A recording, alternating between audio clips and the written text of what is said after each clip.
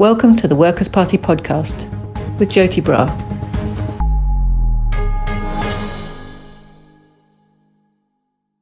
Hi there and welcome to this Workers' Party podcast episode.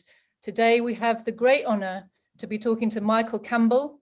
He is a lifelong Sandinista, comes from a family of Sandinistas, and he is currently Nicaragua's Minister for International Relations. So we're going to start with an introduction from Michael into who and what the Sandinistas really are and how they have evolved in the last 40 years. And then we'll get into some questions about current affairs. Michael. Thank you very much, Joti, and thank you to the Workers' Party for its solidarity throughout the years with the Frente Sandinista de Liberación Nacional and with the people and government of Nicaragua. Your support and your solidarity is very important to us, especially in the context of the new aggressions that we have faced historically and we continue to face today. So I wanted to begin speaking a little bit about the FSLN before and the FSLN now. See, Sandinos sought to advance freedom, sovereignty, and self-determination for Nicaragua and for all the peoples of the America, as he expressed that his movement is national and anti-imperialistic, and he maintains the flag of freedom for Nicaragua and for all of Latin America. After Sandino's assassination in 1934, his vision was transmitted by Colonel Santos Lopez, his youngest surviving officer, to Carlos Fonseca Amador and to Tomás Borge Ruiz, the founders of the Sandinista National Liberation Front. In the same breath as the Sandinista National Liberation Front published its historical program titled Sandino's Legacy Program in 1969, this manuscript reflected the essence of participatory democracy. This concept focused on promoting the equal participation of all sectors of the population without discrimination, the redistribution of national wealth in favor of the people, the organization of the working class in the urban and rural areas, free and universal access to healthcare and education, cultural revitalization, youth empowerment, gender equality, agricultural productivity to ensure food security and sovereignty, labor rights, social and economic integration of the Caribbean coast of Nicaragua and its people, Central American integration and respect for the principles and purposes of international law and the Charter of the United Nations. Carlos Fonseca always maintained that the struggle of the FSLN and the people of Nicaragua was against somocismo, against imperialism, and against the excesses of the local oligarchy, those three sectors. Since 2006, Comandante Ortega has sought to strengthen three fundamental pillars of revolutionary Nicaragua. First, the model of participatory democracy, which we now call the people president, and that prioritizes the active participation of all sectors of the population in decision-making and governance activities. The defense of national sovereignty, self-determination and independence for Nicaragua, but also for all the peoples of the world, and the strengthening of bilateral and multilateral relations based on the principles of international law, respect, solidarity, and mutually beneficial cooperation. And third, the human development model that focuses on the eradication of poverty. Again, free and universal quality healthcare and education, rural production and food sovereignty, expanding key infrastructure and basic public services such as roads and highways, potable water and sanitation, electricity and communication. This clarity of vision has allowed Nicaragua to become the only revolution in the world, along with the Chinese Revolution, to simultaneously face aggressions both from the United States and Europe and still achieve economic growth and social prosperity, address the challenges of climate change, and deal with the threat of the COVID-19 pandemic. I wanted to begin with that brief explanation for us to understand that the FSLN still maintains its core values and principles, which is to ensure the active participation of all sectors of society, because every single sector of the Nicaraguan society has something to contribute. And with the active participation of all of the Nicaraguan society, we can move forward, and we can move forward better. Thank you very much, Joti. And I'm looking forward to the questions and to going ahead with this interview. That's great. Thank you, Michael. That's a really nice bit of context and explanation about where your government comes from and what its aims are, and what's the context in which it's trying to achieve those aims, you know, internationally. As you said, the huge amount of interference, pressure, sabotage, sanctions, you know, they can't but have a big effect on your ability to carry out your program. But of course, we're going to get to that. So I want to start, if I may, with a question about the pandemic, because of course it's been the major thing that's been happening everywhere in the last 2 years. And different countries have really shown their priorities in the way that they've dealt with it. You know, you've got the human-centered, health-focused approach, and you've got the profit-centered, finance-centered approach, very much contrasting and clashing in the world in the last 2 years. So I wondered if you could tell us a little bit about how Nicaragua has dealt with COVID, and also, you know, what kind of help you've had from abroad and what difficulties have been put in your way by the imperialists internationally and by, you know, local saboteurs who want to see your government fail. Yes, well, Nicaragua, let me begin by saying that President Ortega's very first presidential decree was to reinstate free and universal access to quality healthcare. That was the first decree President Ortega implemented in 2007. Since then, investment in public healthcare has gone from only $36 per capita to $72 per capita today. We have gone to only 13 national hospitals to 73 hospitals today, along with 143 health centers, over 1,000 health posts all over the national territory, maternal homes, blood banks, milk banks. We have almost doubled the amount of public health workers. We're dealing simultaneously with chronic diseases such as cancer and diabetes, while we also address the challenges of epidemic diseases such as dengue and malaria, chikungunya, and other diseases that tropical countries face. I wanted to mention all of that for there to be a clear understanding that Nicaragua addresses healthcare in an integral manner. We believe that without healthcare, you can't deal with the fundamental structural problem of poverty. Remember, eradicating poverty is Nicaragua's overarching goal. That has been the overarching goal of Comandante Daniel Ortega and Comrade Rosario Murillo since 2007, and healthcare plays a fundamental role. So when we faced the first case of of COVID-19 in Nicaragua, we were better prepared to deal with the challenges of the pandemic than our neighbors in Central America. So much so that we have been able to keep the COVID-19 deaths below 300 in Nicaragua, while our neighbors are dealing with much higher numbers. I think this goes to demonstrate the importance of having a very strong healthcare system and ensuring that healthcare is free and universal for all.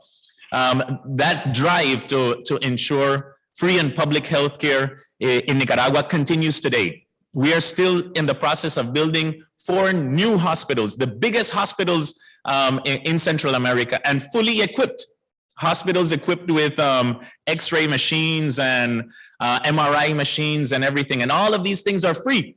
The population, when Comandante Ortega took power in 2007, overnight, the cost of an MRI exam fell from $1,000 to $0. This allows the population to to focus its energies on other aspects, on moving forward and accessing education and trying to contribute to the economy of their families. And we have continued to push for that. We have been very successful in our model, and we believe it's a model that we can share in solidarity with other peoples, with other countries of the world. At the same time, we deal with the aggressions. We deal with the unilateral, illegal measures that are being imposed against us, that target the loans, that target the capacity of our institutions to function appropriately, including our Ministry of Health. These so-called misrepresented measures that they call, that they label as sanctions, which definitely are not sanctions, imposed by the United States and the European Union. These try to block our loans, our financing, to continue carrying out this important work. Also, we deal with this enormous campaign. At the beginning of the pandemic, the communication campaign, the media campaign against Nicaragua's health system, the most effective health system in Central America.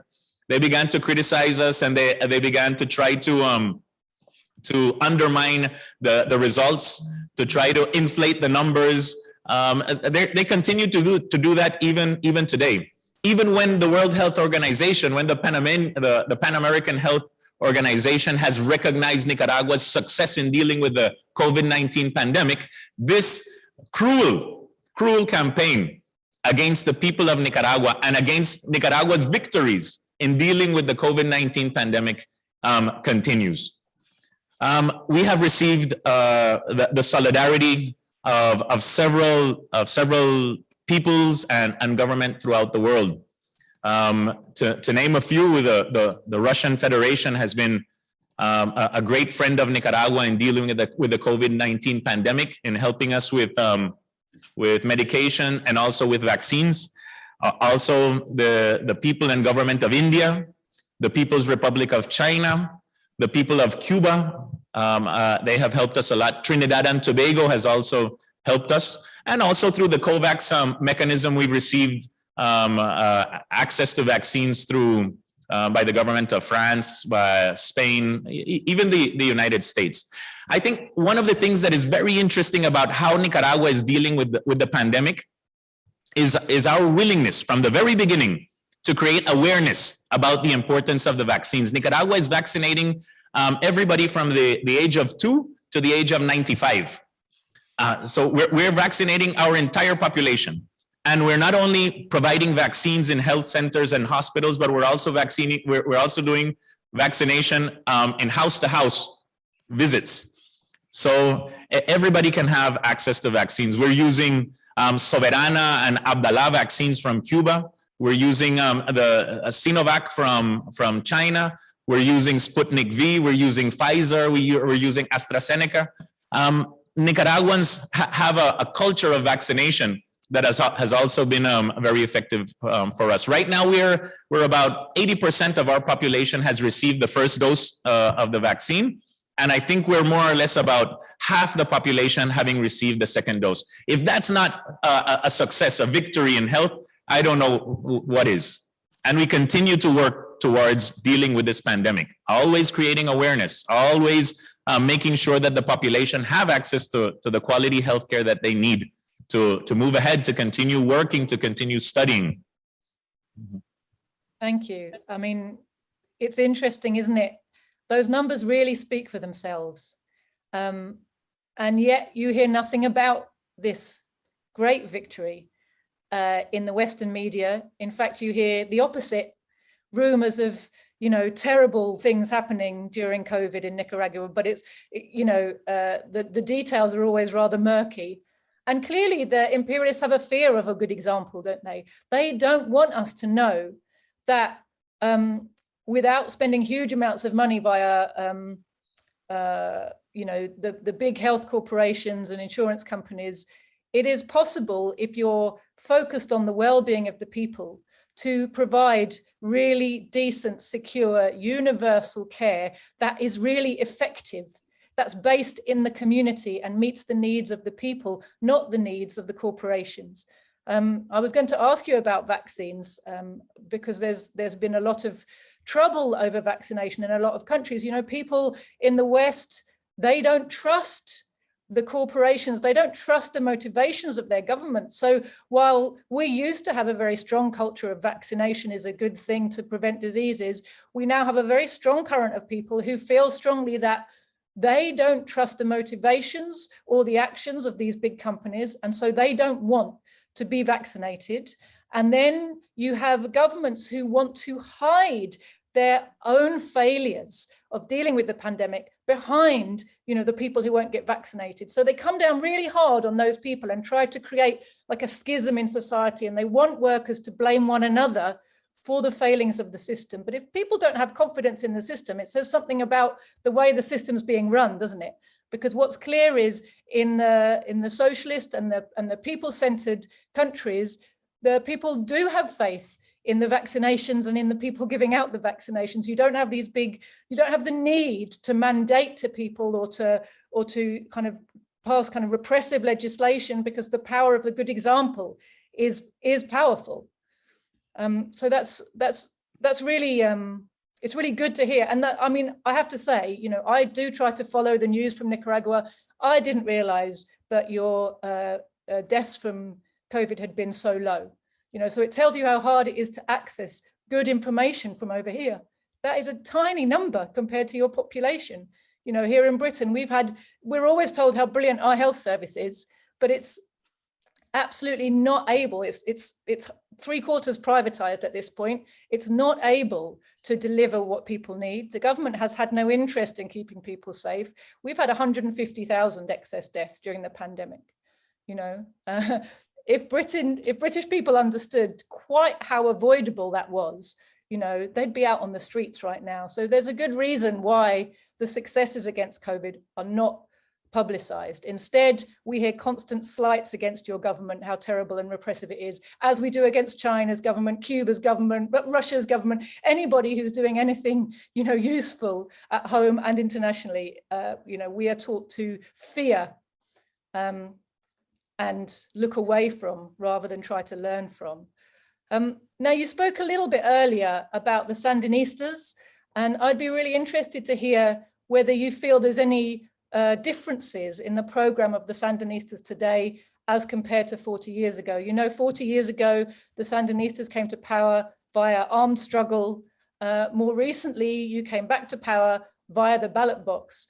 Did the organization have to change very much in order to come back via the ballot box, or would you say, you know, the fundamental program has really remained the same? I believe that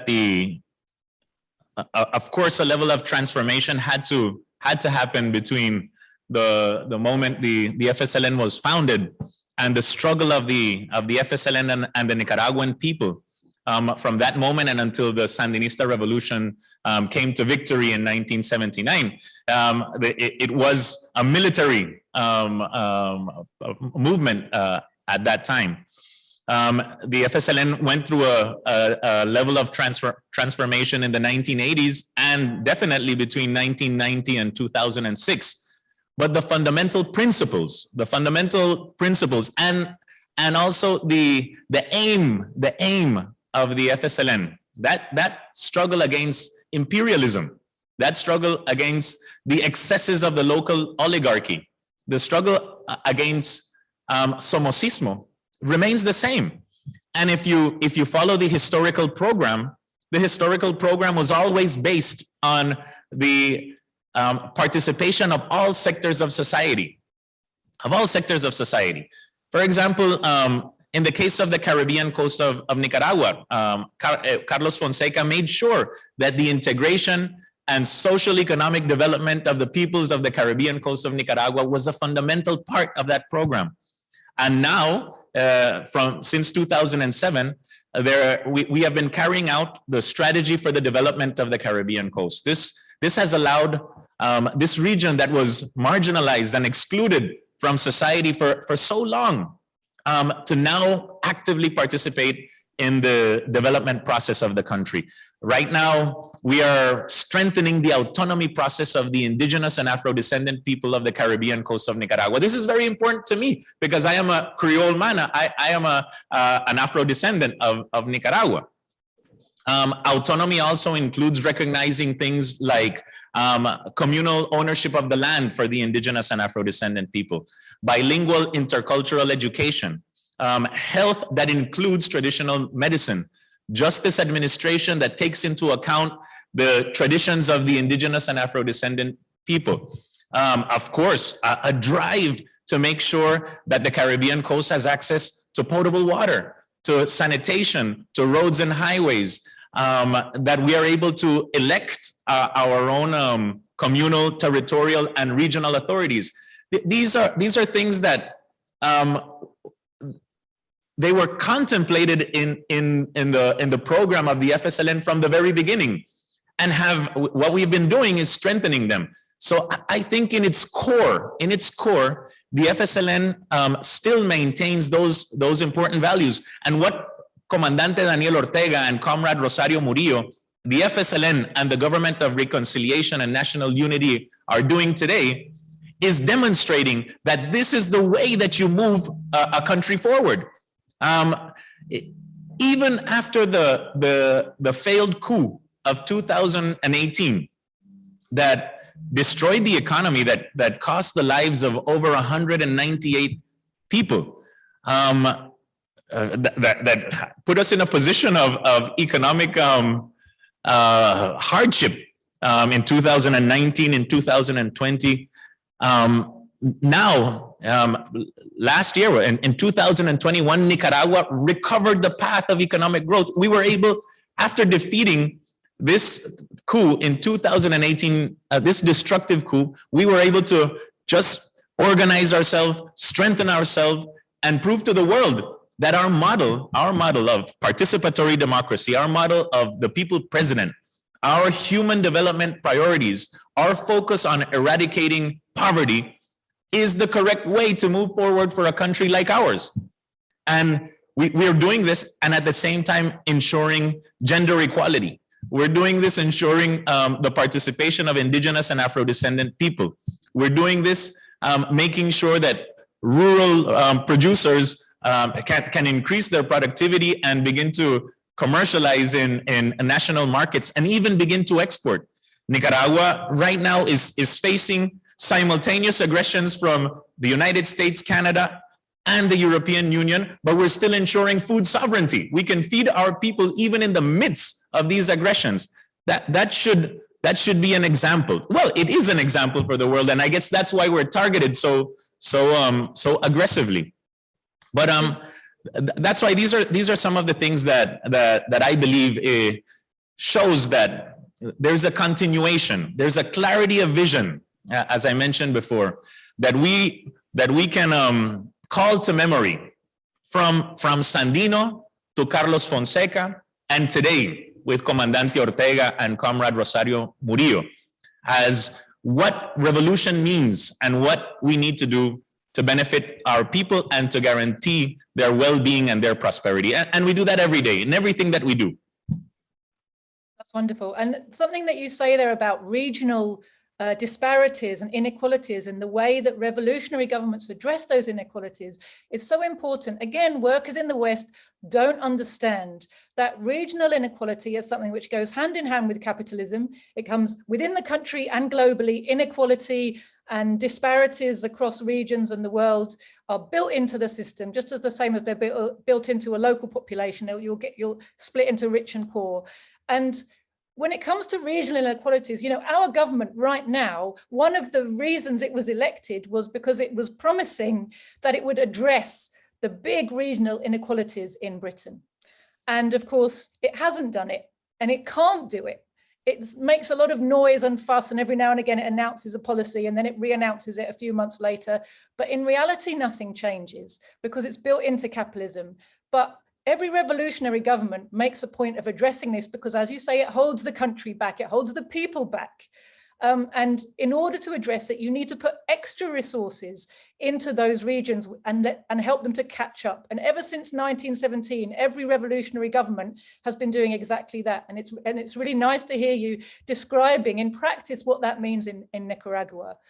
You know, I wanted to congratulate you, the people of Nicaragua, on the re-election of President Daniel Ortega.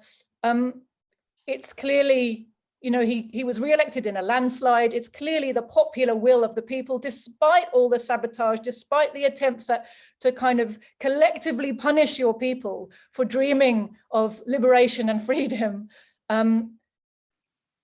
The people stick by their leadership, by the FSLN, by President Ortega, by the Sandinistas, by this vision that you've been describing to us. So can you tell us about the interference in your country's politics that come from outside and from within since you came back into government? You mentioned there the failed coup of 2018. I know there's been interference in all of your elections, including the most recent one. You suffer under economic measures and sabotage as well, I'm sure, locally of the economic apparatus. So I wondered if you could just tell us a bit about the obstacles that are being put in the way of you trying to fulfill your program. Well, one of the things that we maintain is that interventionism in Nicaragua is the most persistent element of US foreign policy in Latin America and the Caribbean.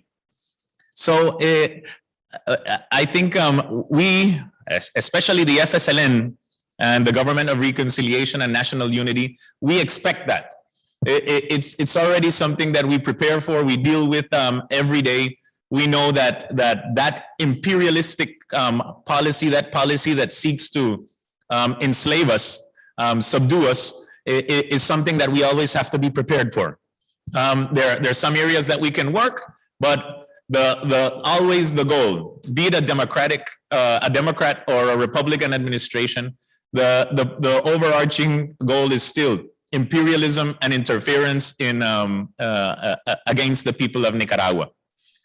I don't know why, but anyway, that is something that we are always prepared to deal with, and we're always trying to address. This goes from 1823, when the Monroe Doctrine was carried out, all the way up until the elections of last year. This policy of continuous interference and intervention against Nicaragua is something that is a constant. I wanted to refer to elections in Nicaragua.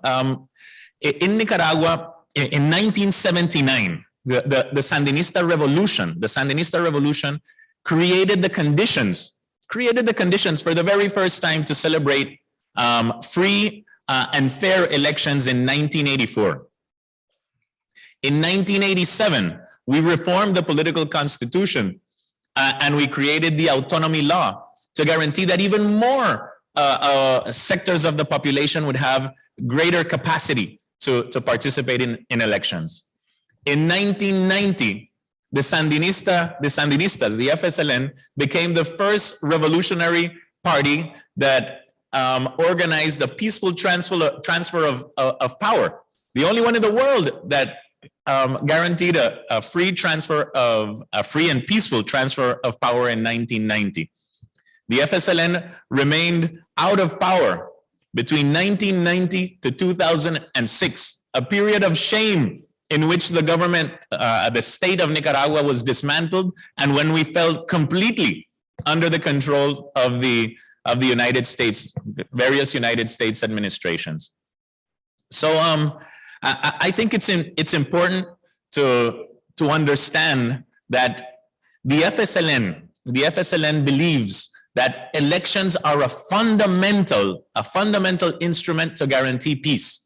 We are very careful in the way that we participate in elections. Nicaraguans in general care very much about their elections, and that's why you can see in general elections, in all general elections from 1990 all the way up to the elections that were celebrated on the 7th of November of 2021, you always see a level of participation that is above 60%.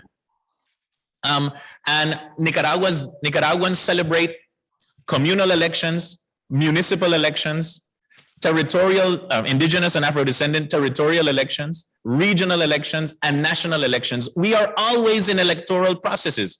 So Nicaraguans are experts in voting. Nobody is going to trick a Nicaraguan with regards to their elections. And at the same time, there are technical issues that we are constantly working on. Nicaraguans have a voter ID to participate in an election. Our voter ID has biometrical photographic data, watermarks. It has a permanent individual code for each person. Our voters' IDs are renewed every 5 to 10 years. This is a constant process to make sure that when you participate in an election, you guarantee one person, one vote. Each voting station has a maximum of 400 individuals. If a neighborhood has more than 400 individuals, you automatically open a new voting station. This is in order to guarantee communal voting. That's in order to guarantee that everybody knows who is voting along with them. This is something that's very important. You don't have to travel long distances to deposit your vote. You can vote closer to your home. That's something that has to be recognized. Also, in the past election on the 7th of November, we had over 300 international companions and members of the foreign press participating. And each political party had the right to put a political party monitor inside the voting station to ensure that the voting was conducted appropriately. Over 150 political party monitors were established in about 13,000 voting stations throughout the country.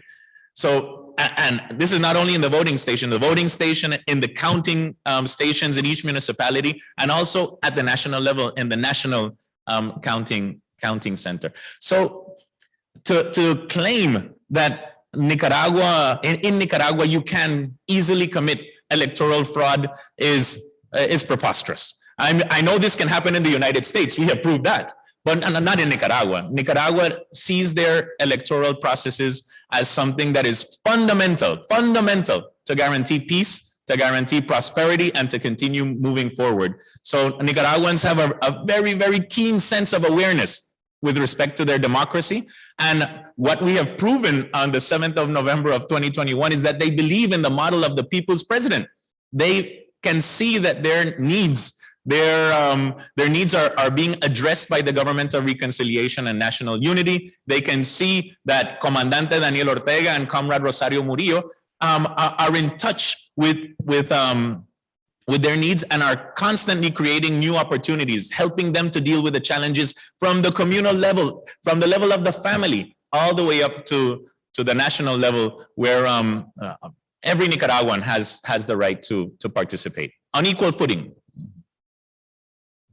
Fantastic. And I have to say, listening to that, and you talking about the long history of imperialist interference and domination in Nicaragua, you really need to take that hostility as a compliment. Clearly Nicaragua is doing something which is dangerous to imperialism. And from your description just now of a people-centered democracy, we can see exactly what that is. Our rulers talk to us a lot about how we in Britain, we have the mother of all parliaments. We invented democracy in the modern era, and we should be really proud of how democratic we are and how undemocratic everybody we don't like is. But people's experience is that voting here doesn't change anything. People here in their droves have given up on voting in elections. They know there's fraud. They know the ballots can be manipulated and often are. They know that whoever they vote for, all the parties represent the same thing, which is the capitalist class, right? There's no way in our system over here for a working person's vote to affect their life. There just isn't. And working people have learned that. And the poorer they are, the less likely they are to vote, because they see has no impact on their life. So there's a reason that there's so much hostility directed at a model like yours. And really overcoming the obstacles that are put in your way is a testament to the strength of your people's struggle. And it's something that those of us who are aware of it are very inspired by, and it gives us faith in our own working class, faith in the ability of workers. Once they get up and start moving, they can achieve anything, and, on that note, I'd like to ask you, you know, what are the achievements your people are most proud of? We've heard a lot of things that you guys have achieved and are achieving. Would you say there are any things that people hold the most dear and feel really like, you know, this is what we've done? I think, I believe, after seeing the results of the elections on the 7th of November of 2021, I think right up there to the top of the things that Nicaraguans are most proud of is the way that we understand the importance of the right to exercise national sovereignty, freedom of self-determination, and our independence. That nobody has the right to touch our sovereignty. I think you can speak to Nicaraguans throughout the territory, and they have a renewed sense of awareness of their power, and that of the power and the dignity that comes from the defense of national sovereignty, self-determination, and independence. That's right up there on the top. Of course, that also goes hand in hand with a whole myriad of social victories, social and economic victories that we have achieved. I think gender equality, what we have done with in terms of gender equality, coming from the position, I think 96, the ranking number 96 in 2006, to be among the top 5 in the world today. If that's not democratic, I don't know what is. And now the National Assembly has a majority of women. So I think step by step, in terms of gender equality, we are doing amazing things, and our people appreciate the importance of the dignity and the rights of women. And this is not only political participation of women, but also integrating women into the workforce, women in leadership positions, addressing the social needs of women in the family, in the community, and the workplace. It's an integral thing that we have to that we continue, a policy that we continue to deal with.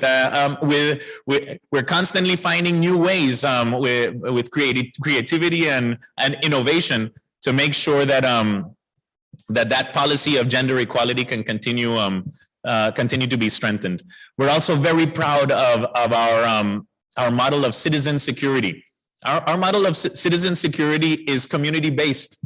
We don't have a police force that is, well, we have a very good and very well trained police force, but we don't have a police force that is extended throughout the entire country. And what each police officer does is work with the community in addressing challenges of security. When you have the Northern Triangle, dealing with the terrible effects of drug trafficking and organized crime, the gangs in the Northern Triangle of Central America. And then you see Nicaragua with the lowest homicide rate in Central America. And you see that drug trafficking and organized crime doesn't have any basis established in our country. That's something to be very proud of. Also, I think our people are very proud of food security, food sovereignty. That tells you a lot. Like when you're dealing with aggressions from these powerful nations, and at the same time, you can look at them and say you can feed yourself. And not only feed yourself, also help other Central American countries, help other brotherly nations to deal with their food requirements. That is something that makes Nicaraguans very proud. We're proud of what we're doing in healthcare. Our hospitals that are among the best in Central America, and that attend the needs of our population from chronic diseases to epidemics and pandemics. Covering everything, including vaccination campaigns and tests that before we had to travel to other countries to receive. Now we're receiving them right here in Nicaragua.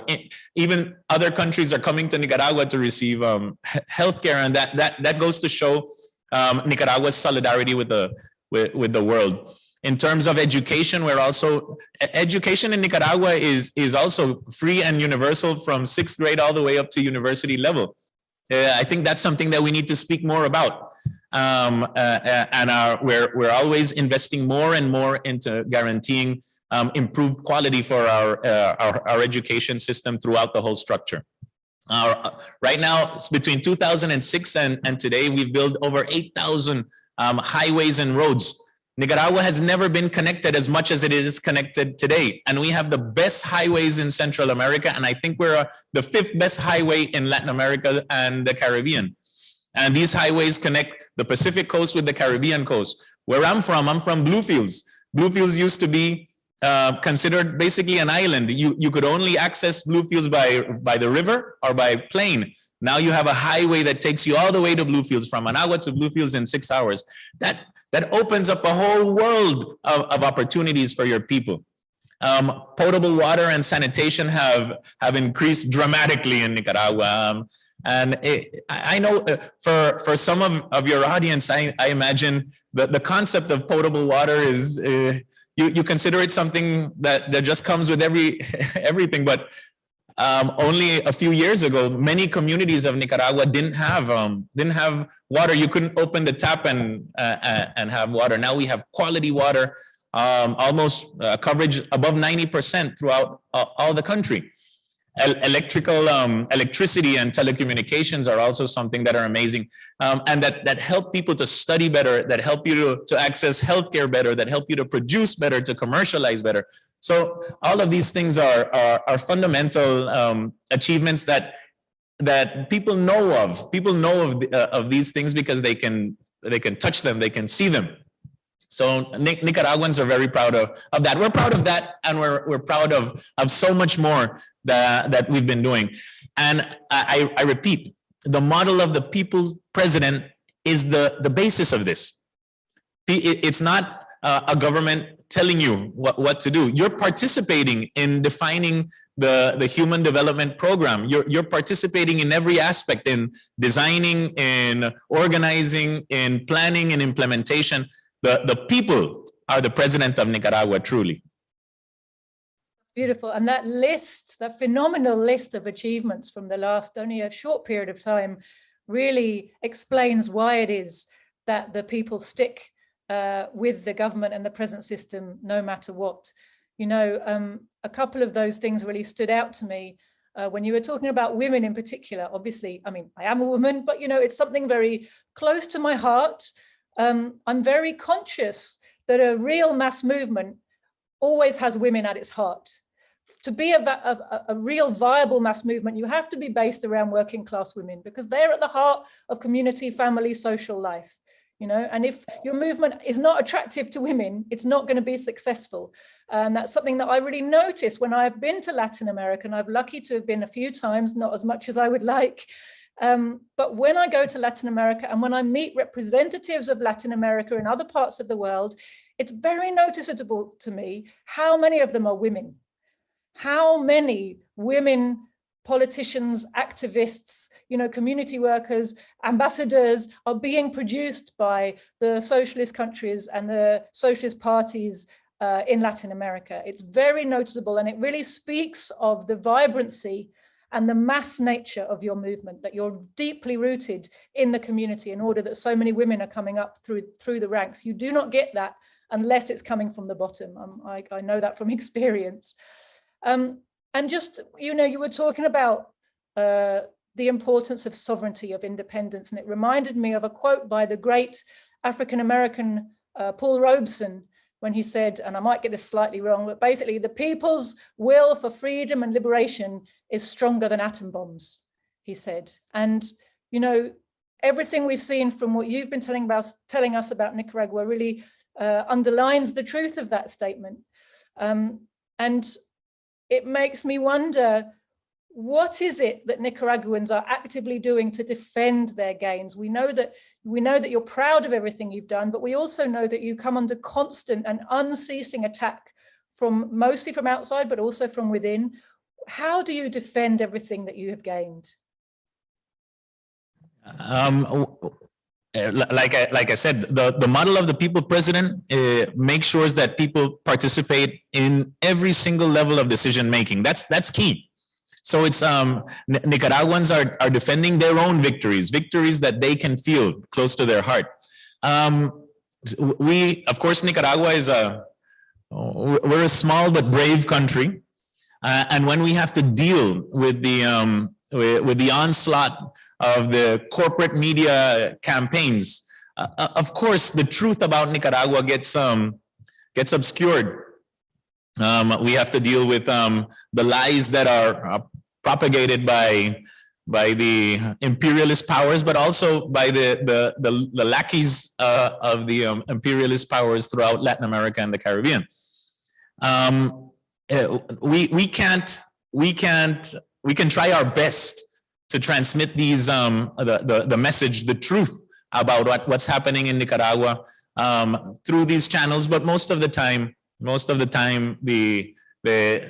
our truth gets is neglected, is obscured. When you face a challenge such as that, you have to fall back on organizing, fall back on creating awareness, go back to memory.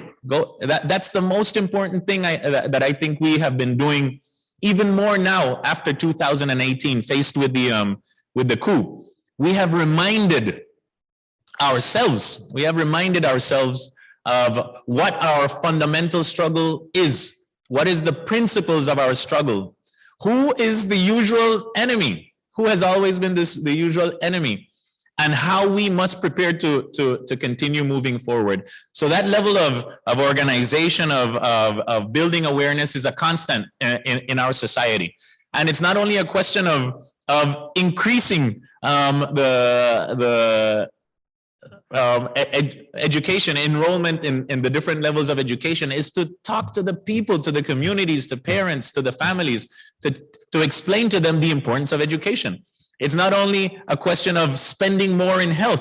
You have to talk to the families, communities, you have to talk to the people about why it's so important to have quality healthcare and why it's important to get your vaccine, be it against the flu, be it against COVID-19 or whatever other.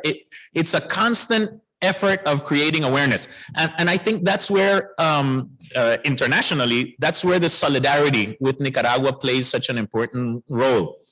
Because the solidarity has to deal, of course, with the issues within their own countries, but also they're more open to listen to what's going on in Nicaragua, to really come to Nicaragua and see firsthand what's happening here, what our victories are, how our people feel, what are their passions, and help us to get that message out.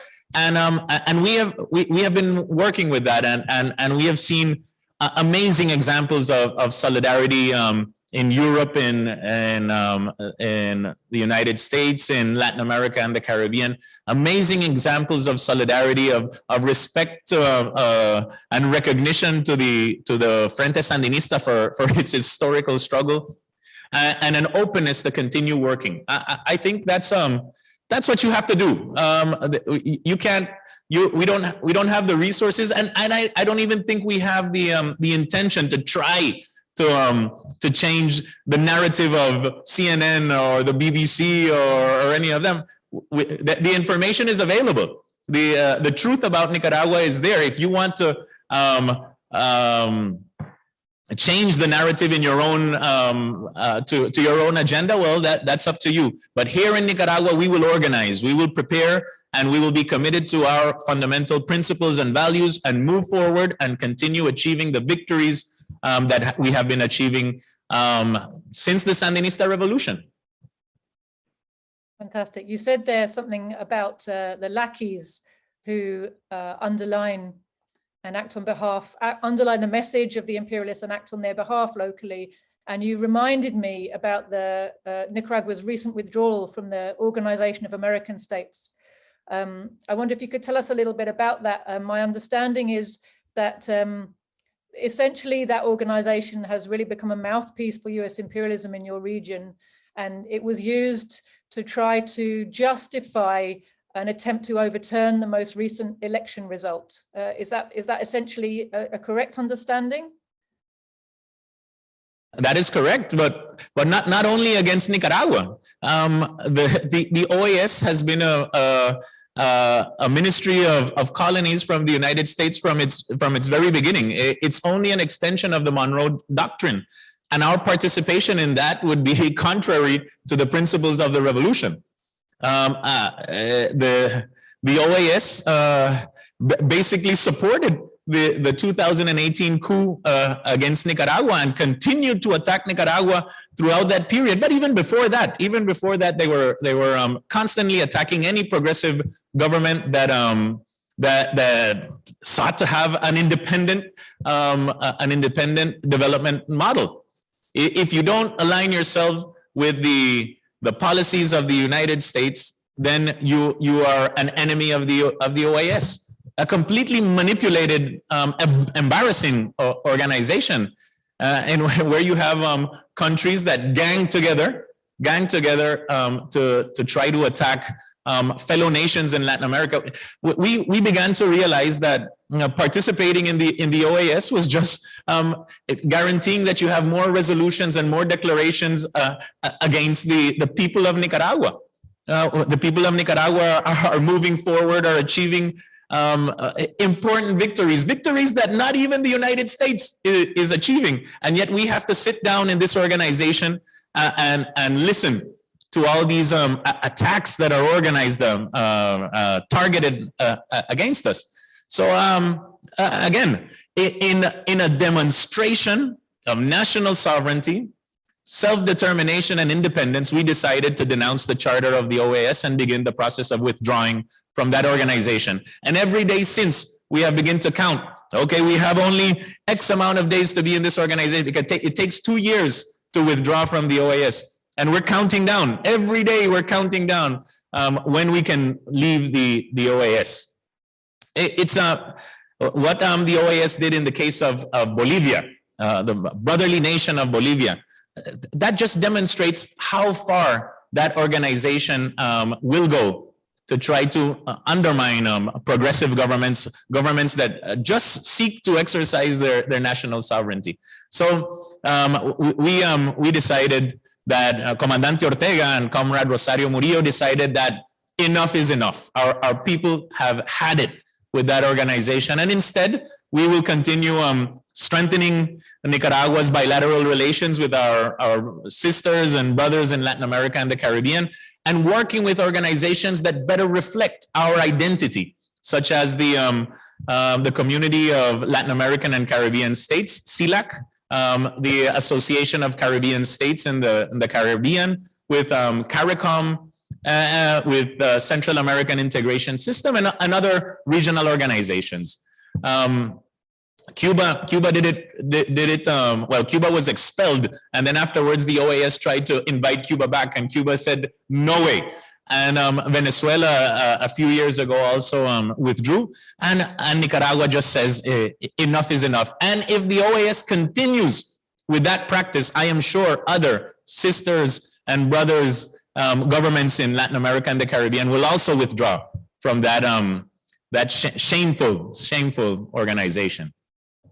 Right. Yeah. Well, as you say, it's an excellent development, really, because it removes the US's ability to act as if it's speaking on behalf of anyone apart from itself, which, of course, it uses the cloak of the OAS to try to do as a subterfuge for its basically barefaced imperial aggression in the region. You know, it likes to dress it up in various ways, and the OAS is one of the cloaks under which it tries to do that. You know, you talked, just finally coming to an end here, you know, you talked about the need to transmit the truth and the ability through solidarity activities of, you know, fraternal organizations and countries to help spread the message about what's really happening in Nicaragua. And of course, that is one of the aspects of solidarity work. And, you know, depending on the size of the organization and its ability to reach and influence the workers, you know, in their countries, that can be more or less, you know, kind of powerful. I guess you know, coming from an imperialist country where our people are very much demobilized, disorganized, the working class movement has been very fragmented in recent years, and we don't have big big socialist organizations with huge connections to the masses right now. Of course, we're trying to build them because our people need them. But right now, I can't say, oh, this podcast is going to go to millions of people and they're all going to wake up tomorrow, chanting for Nicaragua in the streets. I'd love that to be the case. I feel very much that we are not able to deliver what I think of as solidarity. To me, solidarity is that really meaningful action when workers in different countries actually take action against their government's attempts to sabotage a different country. For example, we had the example at the time of the war of intervention against the new Russian, socialist Russia back in sort of 1920-21, where British dockers and workers refused to load munitions and soldiers that were going to be sent out to Russia to fight in that war. And they actually had such a credible threat of a general strike behind that action that the government had to massively backpedal. They had to withdraw from the war. They were terrified. They actually granted some other concessions to their workers to try to calm them down. This to me is what is solidarity, right? Practical actions that really make a difference, to a struggle that's happening somewhere else, but show that you're understanding that you're in the same struggle.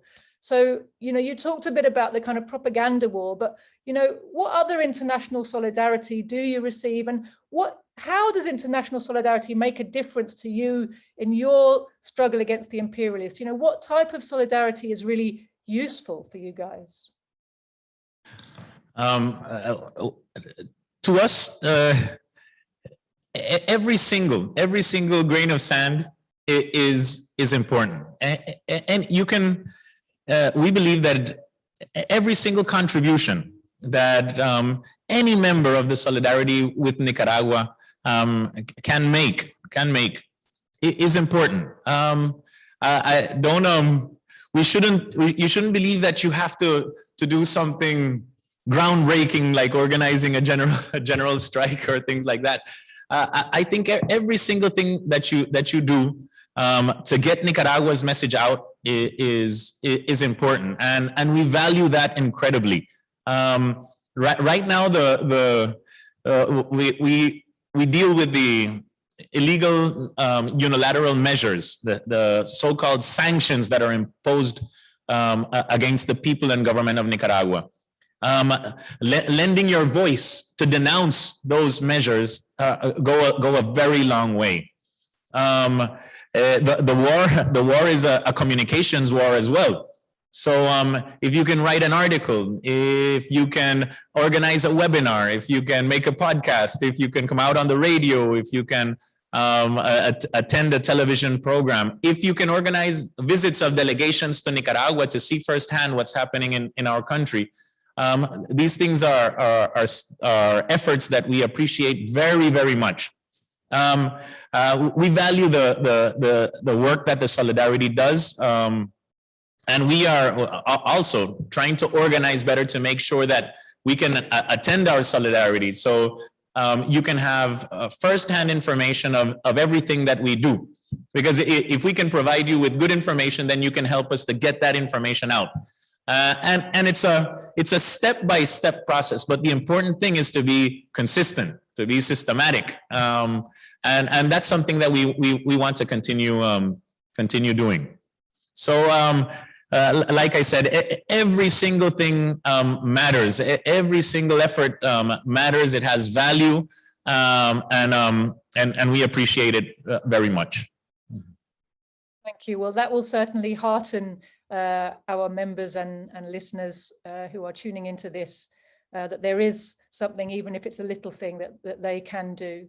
And I would encourage all of our listeners and watchers to do what they can to share this episode. There's been so much, fantastic information that is not easily available to many people in Britain unless they're searching really hard for it. So, any way you can think of to post or share this interview online or, to your friends, please do that. Please do what you can to help us, to help the Nicaraguan people get their message out there and smash through the wall of silence, which is imposed by the corporate imperialist media, that's really meant to stop us from understanding what workers are capable of when they're mobilized and organized. Comrade Michael, before we go, is there any last thing that you would like to say to workers in Britain? I'd like to close by thanking you, Joti, for organizing this this podcast. It has been a pleasure. Thank you very much to our dear ambassador, Comrade Giselle Morales, there in London, who is open, always available to the Workers' Party. Thank you very much for the solidarity to the workers of Britain, to the people of Britain who are willing to lend their ear and also lend their voice to transmit the truth about what's happening in Nicaragua. And please feel free to contact us anytime. Let's organize visits. Let's organize articles. Let's get the word out. Thank you so much for everything that you do for us. La lucha sigue. The struggle continues. La lucha sigue, indeed. Absolutely. And I'm just going to end it there because there's nothing more inspiring than that I can say to people. Thank you very much, everyone, for watching and for listening. And thank you so much to Minister Michael Campbell. It's been a great honor to have you with us today. We really appreciate your time and all the information you've been able to share with us. And we hope that this is not the end of our conversation, but just the beginning. So with that, I say thank you to everybody. Thank you to Minister Campbell, and we'll see you next time.